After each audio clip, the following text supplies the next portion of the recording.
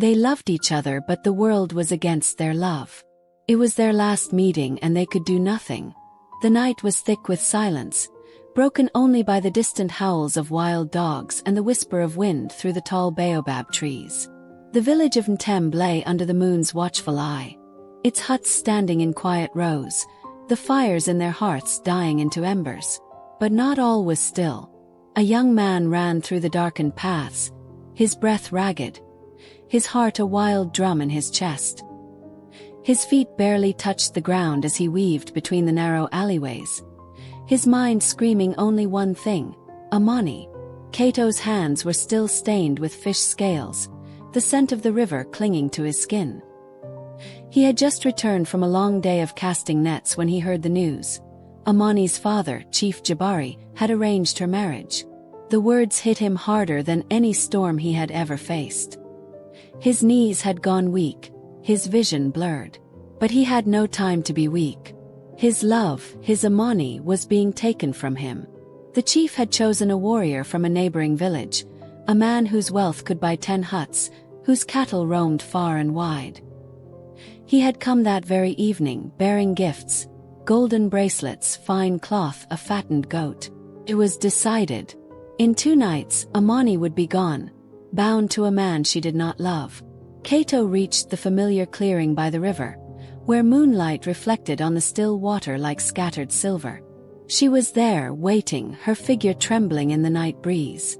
Her eyes, the color of deep earth, met his, and in them, he saw fear, sorrow, and something else: defiance. Kato, her voice broke as she spoke his name.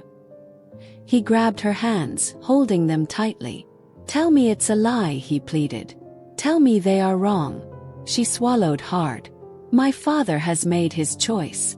Pain shot through Kato's chest. "And what about your choice?" Amani stepped closer, pressing her forehead against his. "You know my heart," she whispered. "It has always belonged to you." A single tear traced its way down her cheek, and he caught it with his thumb, as if holding back the flood of despair threatening to drown them both. "Then we must run," he said, his voice urgent. "Tonight." But Amani shook her head. "Where would we go? My father's warriors would hunt us. If they caught us," she didn't need to finish. The chief's wrath was legendary. Kato clenched his fists. "I cannot lose you." Her hands tightened around his. "Then fight for me." The words sparked something inside him, an ember of hope in the suffocating darkness. He was just a fisherman's son, but he would not surrender. If the chief wanted him to prove himself, then so be it. He would fight, not with weapons, but with the strength of his will. "I will return," he vowed. "And when I do, I will take you away from this." Amani nodded, her fingers tracing the lines of his palm as if memorizing them. "I will wait."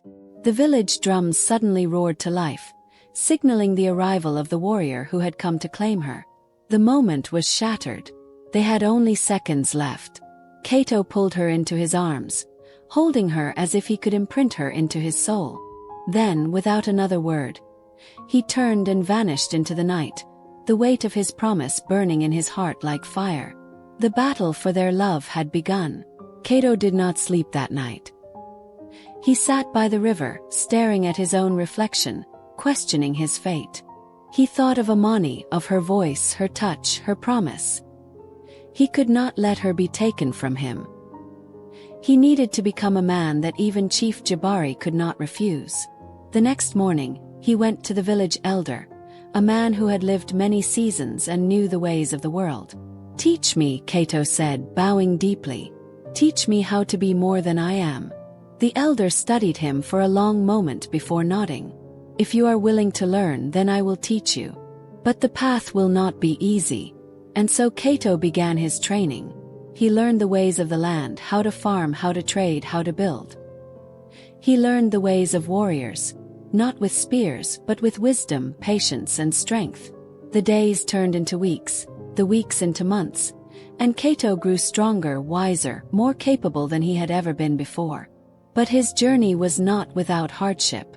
One night, he was sent into the forest to retrieve a sacred herb used in healing rituals. The journey was long, and as he reached the deepest parts of the jungle, he encountered a lion, its golden eyes watching him from the undergrowth. Kato's heart pounded, but he did not run.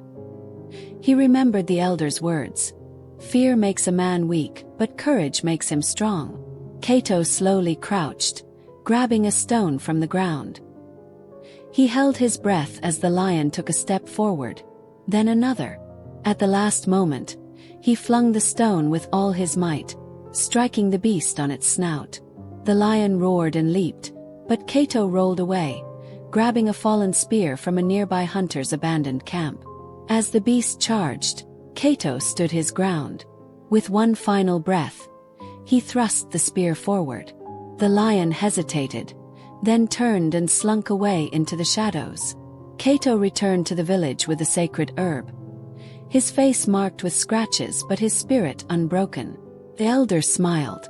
You have faced fear and conquered it. You are ready. Meanwhile, Amani was growing desperate.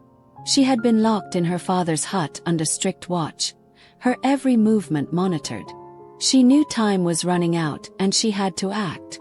One night, under the cover of darkness, she bribed one of the guards with a golden bracelet, slipping out of the hut and running towards the only place she knew Kato might be, the old wise man's home. But she was not alone. The warrior who sought to marry her had followed her.